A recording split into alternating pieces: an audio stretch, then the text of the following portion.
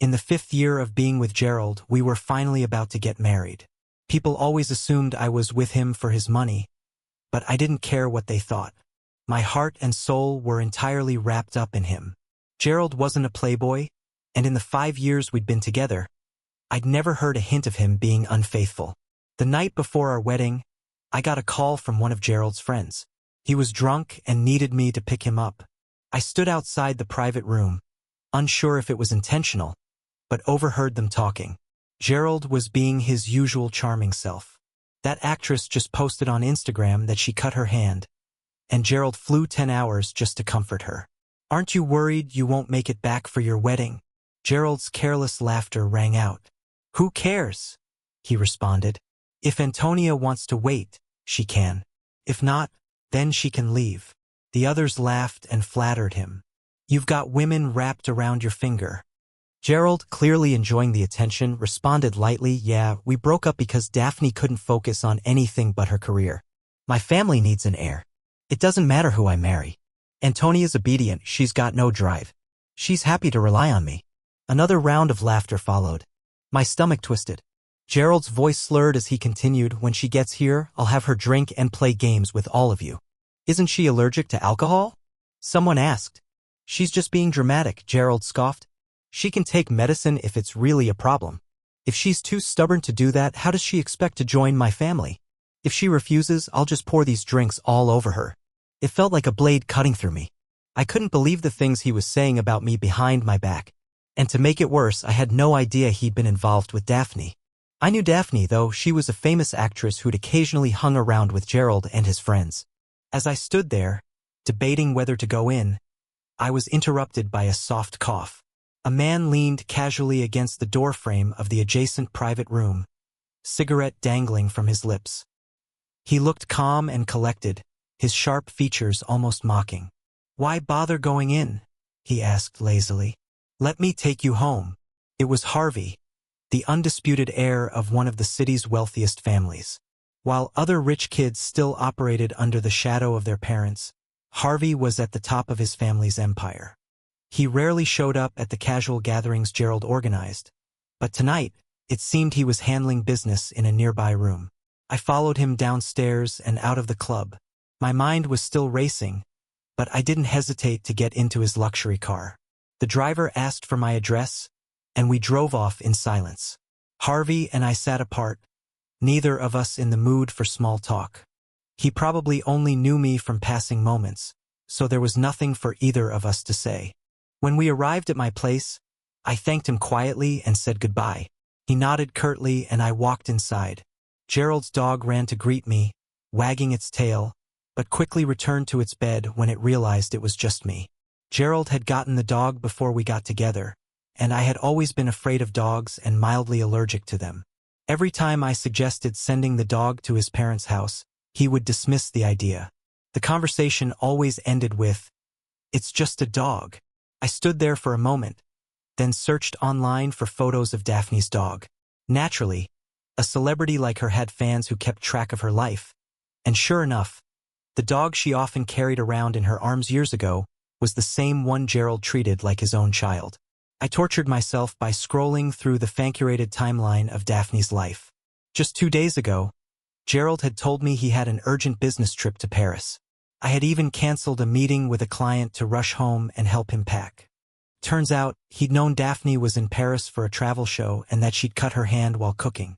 The $6 million pink diamond necklace Daphne wore around her neck? Gerald had given it to her. I had seen it in his study drawer, and he'd lied, saying it was a Mother's Day gift for his mom. Gerald's film company was the primary investor in Daphne's recent movies, which had bombed at the box office. Every year, around Daphne's birthday, Gerald would always find an excuse to travel. Looking back, he was always in an unusually good mood during those times. I called Gerald on video. He was still at the club, his face flushed and eyes unfocused. His speech slurred from the alcohol. "Didn't I tell you to come pick me up?" Gerald snapped. "Are you ignoring me now?" It was only then that I remembered I'd left the car at the club. But honestly, it didn't matter. It was his car anyway, and I didn't want it anymore. "Come quick, he's drunk," his friends chimed in. "Everyone's here." I forced a smile and replied, "That's good. I was worried he wouldn't remember this tomorrow morning." "Make sure you help him remember." "Gerald, we're breaking up." "What do you mean?" Gerald frowned, his tone impatient. "I just stood you up for dinner tonight. Why are you making a fuss about this? After 5 years, it's better we cut our losses and stop wasting each other's time." His expression darkened. "Fine. Don't regret it." The call went silent, even the background noise cutting off. "Of course I won't," I said. "Sorry to ruin the fun. Keep enjoying yourselves, Gerald. I hope you find someone better, though I doubt you ever will. If you've made me suffer, I won't let you off easy." After hanging up, I blocked him and left all the group chats we shared. A few minutes later, the only friend I had in that circle texted me, "What's going on? They're saying you and Gerald broke up. Weren't you about to get married?" "Yeah, we really broke up," I replied as I packed a few essentials. "No wedding." "These people are awful. They're betting in the group chat about how long it'll take for you to come crawling back." She sent me a screenshot. "Antonia would never give up on a rich guy like Gerald. How long do you think she'll take to beg him back? 3 days? 5 days? Gerald, 2 days max. She'll come back begging once she's done throwing her tantrum." I smirked bitterly. How much fake alcohol had he drunk that night? There wasn't much to pack. We hadn't lived together long, and most of the clothes here were for the wedding. The custom-made dress hung in the closet, a dream I'd had for years, but now it was nothing more than a painful reminder. Maybe I should just burn it. Instead, I left Gerald a note. "Leave the dress and the ring for your first love. You can adjust the size. No need to waste it." I took off the engagement ring, placed it on the jewelry tray, left the keys, and walked out without a second glance. I planned to stay at a hotel for a few days before breaking the news to my parents. As I reached the building's entrance, I saw Harvey was still there. The driver wasn't in the car, and Harvey leaned against it, cigarette in hand, the tip glowing faintly. His suit jacket hung open with a lazy elegance. When he saw me, he squinted and stubbed out the cigarette on the car hood. "The driver's got something to attend to." "I'm just here sobering up," he said. I nodded awkwardly. "Can you drive? Could you take me back?" I couldn't refuse, so we got into his car. I stole glances at Harvey, who was resting with his eyes closed in the passenger seat. His features were striking yet soft, and his demeanor was reserved but profound. His tie was stuffed into his pants pocket, the top buttons of his shirt undone, revealing a glimpse of his refined collarbone. I wondered why he hadn't called someone else to drive or hired a chauffeur. Why had he waited 2 hours outside just to sober up? "Antonia." Harvey's lips curved into a slight smile, his voice carrying a hint of fondness. "Has no one ever told you not to peek with those big eyes of yours?" I flushed and shot him a reproachful look, focusing on the road. I was surprised he even knew my name, given how little we'd interacted. When we arrived at Harvey's villa, I parked the car in the garage and got out, planning to call a taxi to the hotel. But before I could, footsteps approached from behind. A strong, slender hand gripped my arm and pulled me toward him. The sudden closeness made my breath catch. The scent of alcohol wasn't unpleasant, but I instinctively stepped back. "You're drunk," I said. Harvey's dark eyes fixed on me, and he nodded slowly. "A little," he said, but he didn't let go. If anything, his grip tightened as I tried to retreat. "Antonia," his voice was hoarse. "Do you remember what you said to me on my birthday that year?" My heart raced. "You said you wanted everything for things to fall into place." His eyes, black as obsidian, burned with an intensity that couldn't be ignored. "Be with me. I can make that happen." The birthday he mentioned was the first time I'd met him. I'd been busy preparing for my thesis defense the next day, but Gerald kept texting me, insisting I come to the club for a gathering. His tone had been impatient, demanding that I join him. "Don't be difficult. Everyone's waiting for you," I heard faint laughter in the background. After a moment of hesitation, I finally gave in. When I arrived at the club, Gerald, uncharacteristically, came down to meet me. He frowned as he looked me over, eyeing my casual outfit, hoodie, and jeans. "Why are you dressed like that? I told you there was a gathering tonight." I didn't respond, and he kissed my cheek, clearly trying to placate me. Then he slid his arm around my waist and led me into the private room. Gerald wasn't the type to show affection in public, so the moment we walked in, everyone crowded around, teasing us. Gerald scanned the room, his face holding a faint look of pride, and asked, "Has Harvey arrived yet?" "Who's that?" I whispered, though I had a strong suspicion. In this city, There was only one person who could cause this much of a stir among a group of rich heirs, the guest of honor, Harvey. "Don't mess with him," someone warned. "Even his grandfather can't control him in the family." We waited, chatting and sipping drinks, until the birthday boy finally arrived. He was still dressed in formal attire from some event. Harvey gave a quick nod of acknowledgement to the greetings before settling into a seat to play Texas Hold'em. Daphne hovered nearby, watching him closely. He casually pulled a cigarette from the pack and put it between his lips. Daphne immediately leaned in to light it, but he frowned and switched the cigarette to his other hand, not accepting her offer. She hesitated, then poured a glass of wine and returned to him, her voice sweet and soft. "It's your birthday. Let me toast to you," she purred, pressing her body against his arm. Harvey didn't move away, but he didn't take the glass either.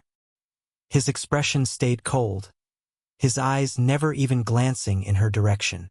The room grew quiet. With Harvey's reputation and his notoriously aloof demeanor, he owed no one any courtesy. Daphne, ignored and uncomfortable, eventually excused herself and left. Someone nearby couldn't help but whisper, "She thinks too highly of herself. No matter how hard she tries, she can't win Harvey over. Every time there's a gathering with him, she drops everything to be here. She says it's just to hang out, but we all know the real reason. Harvey's family isn't just anyone's to marry into," someone else added. "I wonder what kind of girl could ever catch his attention." Gerald had been holding my hand, his expression unreadable as he sipped his drink. Suddenly he patted the back of my hand and said, "Antonia, go toast Harvey." The room fell into stunned silence. Those who knew Gerald well were shocked, then began pushing me to do it. I froze. Even I could tell Gerald was mocking me. Daphne, a celebrated actress, had just been publicly snubbed by Harvey, and now Gerald wanted me to walk up to him? What was he thinking? Even if alcohol had dulled his judgment, he shouldn't be using me as entertainment for his friends. On top of that, he knew I had a mild alcohol allergy. Whenever I drank, it left me with a rash the next day. Still, Gerald's grip on my hand was firm, his tone affectionate yet commanding. "Be a good girl, darling. Do this for me. Everyone's watching." I didn't want to cause a scene, so I swallowed my pride and walked toward Harvey, holding the glass in my shaky hand. I could feel everyone's eyes on me, waiting for the spectacle to unfold. Gerald didn't care about my dignity. He was using me like some sort of entertainment for their amusement. In that moment, even though I knew Gerald and I were equals in our relationship, to everyone else I looked like nothing more than a gold digger, and he was playing with me like I was nothing. Trembling, I reached Harvey's side and raised my glass, unsure of what to say. "Harvey, a toast to you." He stayed seated, his posture relaxed. When he looked up, his dark eyes held a cold indifference, making my stomach churn. This was the man who had just disregarded a top actress. What was I doing, setting myself up for public humiliation? Someone nearby introduced me. "This is Gerald's girlfriend." Harvey gave a slight nod and gestured toward the table. "Put it there." I stood frozen, unsure of what to do next. Harvey gave me a faint smirk before standing up. He took my glass and placed it on the poker table. Then he picked up his own glass and asked, "What do you want?" I thought he was asking what I wanted to say, so I quickly replied, "May everything go smoothly, and may the timing be right." Harvey chuckled, raised his glass, and downed the drink in one go. "All right," he said with an air of finality. Harvey called his driver to take me to the hotel, and he came along too. We sat in the back of the car, still a seat apart, with Harvey resting with his eyes closed. But this time, a faint, almost imperceptible smile lingered on his lips. The driver looked oddly familiar, and it took me a moment to place him. Then it hit me, he had been at Harvey's birthday party. I remembered that night clearly. Gerald had publicly handed me a room key, telling me to wait for him upstairs. I was shocked and couldn't hold back my anger. I grabbed my things and walked out, but Gerald hadn't followed me. While I waited downstairs for a ride, a staff member approached and offered to take me back to school. "Antonia, the boss asked me to take you back," he said. "Is it Gerald?" I asked. "Let him go," was the man's reply, without directly answering my question. At the time, I thought Gerald had realized he'd gone too far but couldn't leave the party, so he'd sent someone to make amends. Later, he showed up at my school with a bouquet of flowers, claiming he'd been too drunk to think clearly. I forgave him, believing his apology. But now, seeing Harvey's driver, I realized it hadn't been Gerald trying to send me home that night. It had been Harvey. When we arrived at the hotel, I unbuckled my seatbelt and got out of the car. Harvey followed me, insisting on bringing me to one of his hotels. After helping me check in, he politely said goodbye. Get some rest. I'll pick you up tomorrow morning and take you to work. As I thought about everything Gerald had done over the years, his hot and cold behavior, his lack of love, his lies, I felt an overwhelming impulse. Do you want to come upstairs with me? I asked.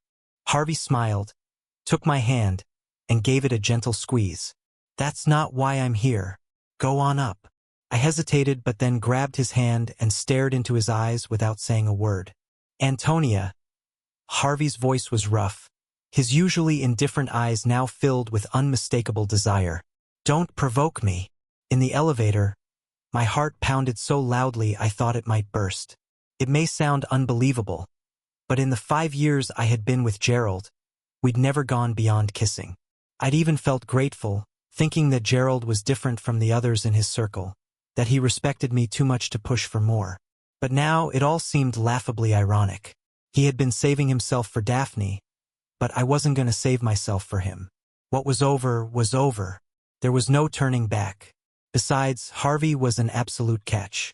I wouldn't regret this. As soon as we entered the room, before I could even turn on the lights, Harvey pulled me into his arms. His kiss was sudden and intense, leaving me breathless and my mind blank. My breathing quickened and my head spun. I tried to push him away, but he pinned my hands against the wall above my head, interlacing our fingers. I need to borrow your bathroom, he murmured against my neck. After a while, his voice roughened and I couldn't help but ask, are we going to continue? I'm in no rush, he said, hugging me tighter and kissing my cheek. Don't act out of spite. I won't let you do anything in the heat of the moment that you might regret later. Don't worry, I'm here whenever you need me. You'll be mine eventually. The wedding Gerald and I had planned was supposed to take place that Saturday. On Friday evening, photos of Daphne returning to the country flooded social media. In the pictures, she wore large sunglasses that hid most of her face, but her forced smile and she was surrounded by bodyguards. And the media speculated that she was nursing a broken heart. Was she coming back to take my place? Gerald called me from a friend's phone. Where are you? I'll pick you up for the final fitting. Wrong number. This is Antonia. At that moment, I was curled up in Harvey's home theater watching a movie when I heard Gerald's voice. Harvey playfully bit my finger, clearly jealous. Stop messing around. Gerald's voice crackled through the phone, trying to keep his temper in check. I was wrong this time. Don't be mad. Didn't anyone tell you we broke up, Gerald? He lost his patience.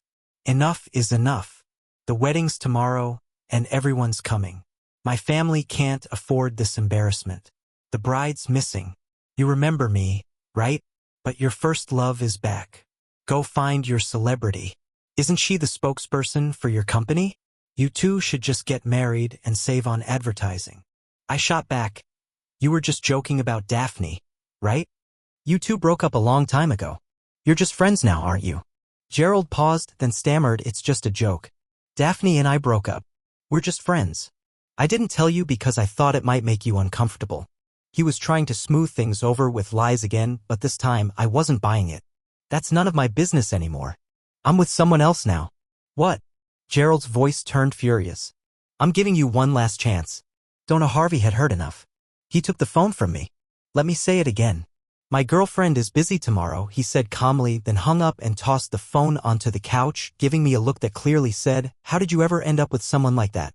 I awkwardly rubbed my nose, feeling the weight of the moment.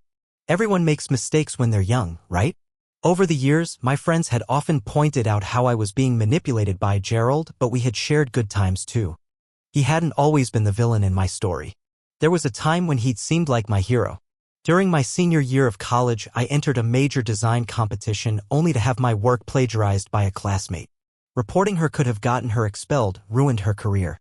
As I hesitated, unsure of what to do, she fabricated evidence to accuse me of plagiarism. I was left standing outside the organizer's office, desperate to clear my name when Gerald appeared. He was just a regular college student, but in that moment, he seemed like a hero sent from heaven. He took my hand and led me out of that mess.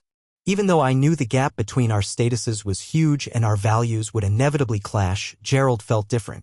His relationships were straightforward and he seemed to respect and care for me. He was kind, gentle, and I couldn't help but fall for him. I loved him, and that was the truth. I remember the drone light show when he confessed his feelings to me.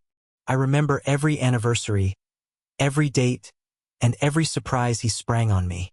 I remember him staying by my side all night in the emergency room when I was sick. But letting go was true too, because when another woman needed him, he could be her hero too. The next day, Gerald blocked my path at my studio, looking agitated. "How did you end up with Harvey?" he demanded. "None of your business," I replied. "I know you're mad about Daphne, but I explained everything to you. Our circle is complicated. Yes, we used to date, but we broke up. Our families are closely connected. I can't just cut her off. Besides, I'm marrying you. Don't you understand that? You're more important to me. Can't you be a little understanding and stop making a scene?" How laughable. He was the one still entangled with his ex, yet he made it sound like I was the unreasonable one, like I was the one with jealousy issues. "Do you think you're so confident now because you have Harvey? You think he's better than me?" Gerald's tone was bitter. "Wake up. He's just playing with you. Harvey gets whatever he wants. He's just trying to take what's mine. He's only interested in you because of your looks. Do you really think someone like him could genuinely like you? Or do you think you're so irresistible that a man of his status would be interested in his friend's girlfriend?" I didn't argue. I just wanted to see how far Gerald would go. It was strange. I should have been furious, heartbroken, but the pain had already faded. When I decided to break up with him, I had long realized he had no real feelings for me. So why should I care about my dignity? Why was there still this lingering ache? I stood there, stunned, not even noticing when Harvey arrived. He stepped in front of me, shielding me. "Since when are you my friend?" Harvey asked, his voice cold. "Do you think I gave you a chance, but she's been my treasure for 7 years. You didn't cherish her, and now I won't let her go." Harvey led me to a restaurant like a puppet master guiding a marionette. It wasn't until he sat me down and ordered that I finally snapped out of my daze. Could someone like him really have genuine feelings? Gerald's circle had been difficult enough to navigate, let alone someone as high up as Harvey. Did Harvey not care about my past with Gerald because he saw me as just a plaything? He told me to be with him, but he never said what that really meant. Did he just want to keep me as a mistress? Life had taught me enough lessons. I wasn't young anymore, and I didn't have the courage to fall into another abyss. But Harvey had called me his treasure for 7 years. Did we? I didn't know how to start. "You want to ask if we've met before, right?" Harvey smiled knowingly. "You can't seriously have no memory of me at all," he teased. I looked at him, confused. 7 years ago, my family donated a library to your school. I was the representative at the ceremony. You were one of the ushers standing behind me. You even gave me a throat lozenge. I remembered that event. The person in front of me had been coughing nonstop, and I had worried it might disrupt the ceremony, so I handed him a lozenge. As for what he looked like, I hadn't paid attention. All I was thinking was that if they didn't hurry up, I'd miss lunch. I blushed, admitting, "Guess I wasn't as important as a meal." Harvey laughed softly. "I know what you're thinking," he said, his gaze intense but sincere, a smile playing on his lips. "I fell for you at first sight. If you think it was just about your looks, that's fine too," Harvey said, his voice steady. "I've liked you for 7 years. I didn't pursue you back then because my family was going through some internal issues and I had to go abroad. My position was unstable, so I couldn't risk involving you. When I came back ready to find you, you were already with Gerald. I didn't want to ruin what you had, so I kept my distance. The rest you know, I finally couldn't hold back anymore." He took my hand, squeezing it gently. "Don't doubt it. I'm really busy, but I don't have time to waste with those idle-rich kids. Every time you saw me at a gathering, it was because I couldn't stand not seeing you anymore." Harvey paused, his eyes locked on mine. "I've said my piece. Do you have any questions for me?" I could barely process everything he'd said, but there was no denying that I was moved. Still, a doubt lingered.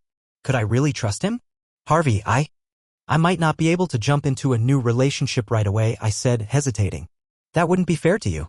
He nodded, his expression softening. "I understand. I just need you to give me a chance to pursue you," he said, squeezing my hand on the table. "Don't belittle yourself. I won't let anyone disrespect you." In the weeks that followed, I heard from many old friends about Gerald. Daphne had rushed back, thinking Gerald was getting married, and tearfully confessed her regrets. But Gerald didn't seem to take her back. People speculated that she had been stringing him along all these years, hoping to marry Harvey. Now that Harvey was out of reach, she was trying to latch onto Gerald. Gerald had been a mess lately. Neglecting work, he'd ended up in the hospital multiple times due to heavy drinking. I received countless late-night calls from him, his voice choked with tears, begging me to forgive him. I never responded, just hung up and blocked each number. Then Harvey would pull me into his warm embrace, kiss my shoulder, tuck me in, and gently coax me back to sleep. I'd never told Harvey that Gerald and I had never been intimate. So, when it came time for the first time with Harvey, I was trembling with nerves. Surprisingly, he seemed just as nervous, constantly checking if I was okay. When it was over, I cried and Harvey held me close, kissing me softly. "I love you, Antonia." "I really do," he whispered. Harvey also took me to some gatherings. His circle didn't overlap much with Gerald's, but many of Harvey's friends had seen me at other events when I was Gerald's girlfriend. I prepared myself for the awkwardness, but to my surprise, everyone was kind, no snide remarks. It was clear how much Harvey cared for me. What I didn't expect, though, was that the harshest words would come from Gerald himself. One day, while we were happily chatting at a gathering, the door burst open. A staff member frantically apologized for the intrusion. Gerald stood in the doorway, his cold gaze landing on Harvey and me, cozy on the couch. "Harvey," Gerald sneered, "is playing with someone else's cast-offs. Especially fun." The room went silent, the tension thick. One of Harvey's friends threw a glass at Gerald. "Don't be an ass, Gerald." Gerald's tone dripped with sarcasm. "Care to share? How does Antonia taste?" I felt my stomach drop, and for the first time I could feel the ice in my veins. My fists clenched, nails digging into my palms. I tried to distract myself from the anxiety swirling inside me. I should have been furious. I should have been heartbroken. But the pain had already faded, and in its place was regret. I regretted wasting 5 years on someone like him. I could handle being humiliated. It was my fault for not seeing Gerald for who he was. But Harvey didn't deserve this, not because of me. "Don't worry. I'm here," Harvey whispered, pulling me into his arms. "What do you want?" Harvey asked Gerald, his voice cold and warning. "Let's make a bet," Gerald said, his arrogance dripping from his words. "You choose the stakes. If I win, I take her. If I lose, she's yours and I'll never bother her again. But since you've touched my woman, you'll apologize to me." Harvey's expression turned icy. "You think you're worthy of betting with me?" Harvey stood up, cracking his knuckles. "Have I been too lenient with you, making you forget who I am?" His eyes glinted with a cold fury. "I don't even need to dirty my hands with you. Everyone here works for me. I could end you today and no one would know. But I'll let you lose fair and square." He glanced at me and gently covered my eyes with his hand. "Close your eyes. Don't look." I felt his hand leave my face and the sound of punches followed. Against his advice, I opened my eyes and watched as Harvey coldly beat Gerald into submission. "Don't think I owe you anything," Harvey muttered, his voice low and dangerous. I've held back long enough. Harvey's voice was cold, but there was a raw intensity beneath it. "You didn't appreciate her, so don't blame me." Gerald tried to fight back, but he was no match for Harvey. It was like watching a lion tear apart its prey. Harvey's gaze was chilling, and his hands showed no signs of stopping. I hated Gerald so much. Once, he had been everything to me, but now he had betrayed me, lied to me, belittled me, humiliated me. I once thought that if he ever died in front of me, I wouldn't feel anything. I might even applaud. But now, with Harvey as the one dishing out the punishment, it didn't feel satisfying, it was terrifying. My heart pounded in my chest, terrified that Harvey might lose control. I could see it in his eyes, the cold fury. I rushed forward, my legs weak with fear, and wrapped my arms around Harvey's waist from behind. "Stop," I whispered, my voice trembling. Harvey halted, looking down at me with surprise. Slowly, he released Gerald, turned around, and pulled me into his arms. His expression softened when he saw the tears in my eyes. "Don't be scared, baby," he murmured, his voice full of reassurance. The moment Gerald was free, he swung a punch at Harvey's face, his anger blinding him. He didn't care that I was still in Harvey's arms. Harvey didn't flinch, he took the blow without even attempting to dodge. But when Gerald tried to strike again, I couldn't stand it anymore. I broke free from Harvey's embrace, slapping Gerald hard across the face. "Gerald, are you even a man?" I shouted. "Don't stoop this low." Gerald froze, the blood trickling from his mouth as he wiped it away, staring at me in disbelief. But I didn't spare him another glance. My tears flowed freely, but I was more focused on Harvey now, carefully touching his injured lip, asking through my sobs if it hurt. I didn't notice when Gerald left the room or that I'd never see him again. Soon after, one of Gerald's friends called, pleading for me to ask Harvey to let Gerald go. That's when I found out what Harvey had been doing, systematically destroying Gerald's life. He had taken key projects from Gerald's company, then, as the company's stock plummeted, Harvey bought up shares until he controlled the company. When I confronted Harvey, he simply said, "Adults have to face the consequences of their actions. I just wanted to make you feel better." Seeing my hesitation, he smiled and pulled me closer. "Don't worry. I know what I'm doing. Gerald's grandfather has begged me several times, saying they'll disown him. I'm not interested in their company. I just wanted to give you some justice. At the very least, Gerald should apologize to you." I buried my face in his chest, mumbling, "I don't need his apology. I never want to see him again." Harvey kissed the top of my head and reassured me, "Then you won't." I wasn't interested in the past anymore. Everything that had happened with Gerald was behind me. Each day with Harvey was filled with happiness and surprises. He told me I was his one and only, his most precious treasure. This man, who had always been untouchable, treated me with the utmost patience and love, showing me a depth I had never known. About 6 months into our relationship, I was offered the chance to study at the best art school in Country A for a year and a half. Harvey was fully supportive, and after I settled in, he flew to see me every 10 days. Sometimes he would just have dinner with me and spend the night before rushing back to the city by dawn. Then, halfway through my studies, I found out I was pregnant. It must have happened during a weekend trip to the beach. The weather was beautiful, the atmosphere perfect, and I'd let him have his way. When I realized what happened, it was already past the 72-hour mark. I told myself it wasn't that easy to get pregnant, but I still had to confront Harvey about it. When he got the news, his usually calm demeanor shifted. His voice was filled with excitement. He booked the earliest flight to see me, bringing with him the engagement ring he had already custom-made. He knelt before me, his eyes red. "All those years, the moments we crossed paths were fleeting for you," he said softly. "But for me, they were 1,000 heartbeats. I love you. I want you to be mine, but more than that, I want you to be yourself, never compromising for anyone. I don't need you to give up your studies because of this pregnancy. If you want to keep the baby, the best medical team will be with you every step of the way. If you don't want to, that's okay too. It's my fault for not protecting you better. But before that, I want you to marry me. I've waited 8 years. I can't wait any longer. Antonia, will you marry me?" Our wedding took place in an ancient church. We exchanged vows, blessed by the priest and surrounded by our closest family and friends. Before tossing the bouquet, I saw Gerald in the corner of the churchyard holding a familiar wedding dress. His expression was desolate. He had once made vows to me too, and I had believed in them. But those vows were broken, and I had been made to feel worthless. Until I met Harvey, who told me I was his one and only, his irreplaceable treasure. He made me believe that I was worthy of love again and that I would never be betrayed.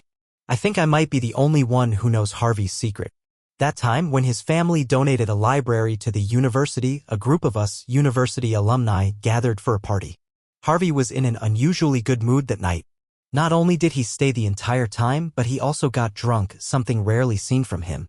In the early hours, while I was still somewhat sober, I caught a glimpse of Harvey's phone screen. Even in his drunken state, it was clear from the way he gazed at the photo, his thumb gently brushing over the screen, and the tenderness in his eyes, that the girl in the picture was someone he deeply cared for. It was a candid shot, probably taken during the donation ceremony.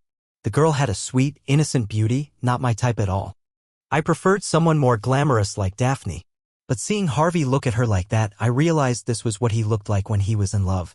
Over the years, everyone knew Harvey never even gave girls a second look, but that night, I saw a side of him I had never seen before. Not long after that party, Harvey went abroad. When he returned, he took full control of his family's business, and the gap between him and the rest of us grew wider. It wasn't just an exaggeration, our fathers had to show him respect now. It was around that time Daphne broke up with me, claiming the entertainment industry wasn't conducive to marriage. But I knew the real reason: it was Harvey's return. My family wasn't very influential in the big picture, and Daphne, always ambitious, wanted to climb higher. Since childhood, girls had always been drawn to Harvey, yet he had always ignored them. Why? What made him so much better than me? So when I met the girl from Harvey's phone, I recognized her immediately. I found her crying outside Harvey's company and offered my help. The thought of winning over Harvey by getting the girl he secretly loved consumed me. What if I could win her over and make her mine? How would Harvey react? The most ridiculous part was that to help Harvey's beloved clear her name, I had to ask Harvey for help. One day, I went to him and explained that a girl had been wronged in a competition his company was hosting. Harvey, casually scrolling through his phone, glanced at me with indifference. "Since when do you have such a soft heart?" he asked, barely looking up. "I'm busy. I don't have time for this." I showed him a photo I had taken of Antonia crying. "Come on, Harvey. I promised her I'd help. I can't just leave her hanging." Harvey gave me a dismissive glance, but I could see that he recognized her from the photo. I'll never forget the look in his eyes. For the first time, I felt like I had one. I always thought I didn't like Antonia's type. My type had always been Daphne.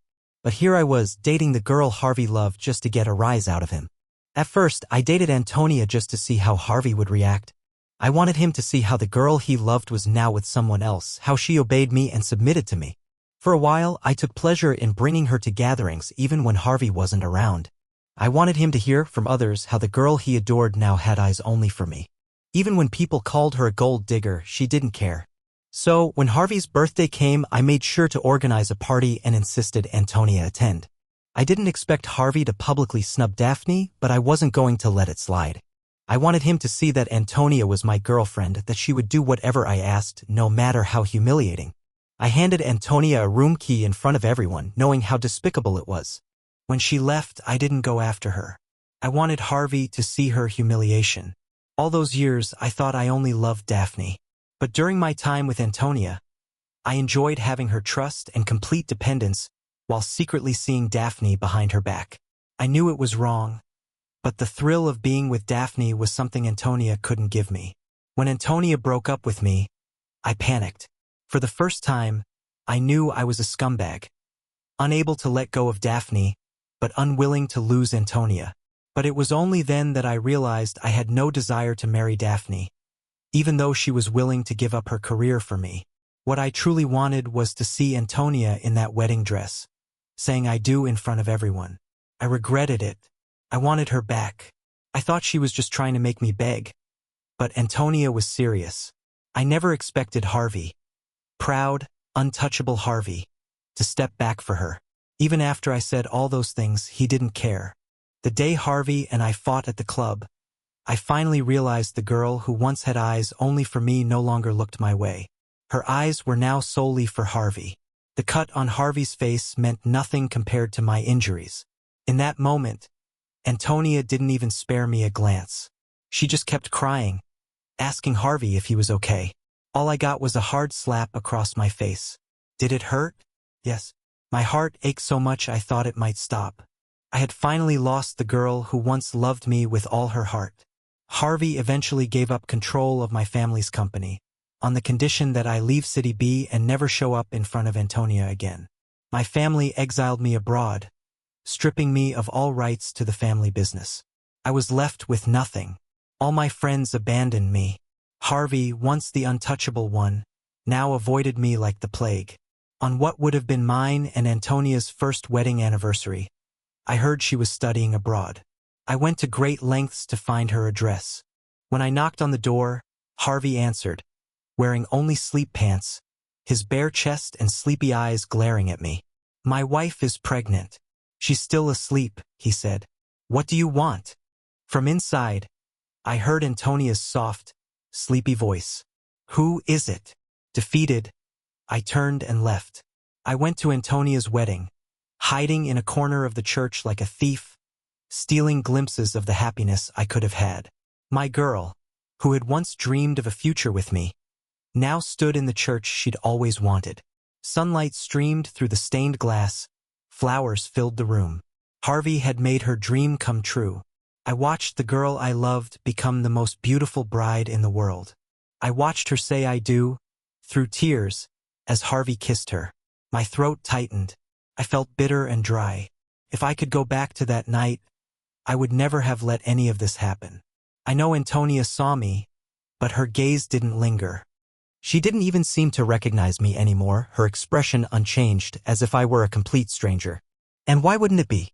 She would have the happiest, most beautiful future, and I had turned my life into a joke. It was all my fault. The end.